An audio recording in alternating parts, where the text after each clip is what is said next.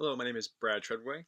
The interview question that has been posed to me is what types of content or activities do I feel are important to include in the physical education curriculum and why?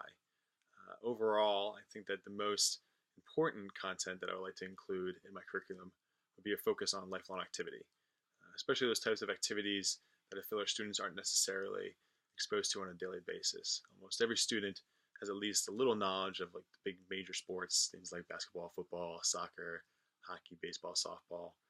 Those things we all see on TV pretty frequently. And when I was growing up, that's what we played mostly in our gym class.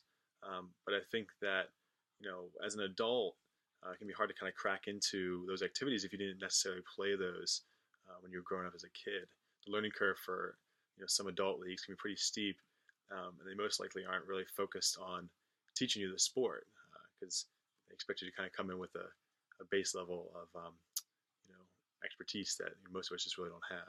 So exposing our students to other activities that they can enjoy now and then get involved in as an adult is something that I think is of really great importance.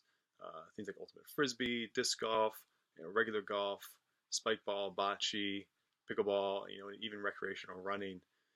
Things like adventure races, which are really took off in the past few years. Um, you know, Kind of changed the mindset that running is just an activity done for punishment.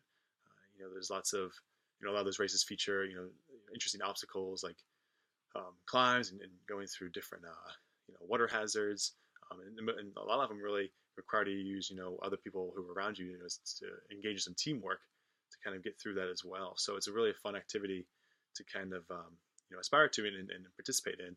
And it kind of also, in a nutshell, shows what we should be kind of pushing towards in terms of the kind of activity we want to promote as you get older. And changing the mindset of how we feel about when we engage in activity. It shouldn't be a chore, and if we can kind of promote that these things aren't chores, and that's a healthy lifestyle is achievable, and it's something that you can enjoy.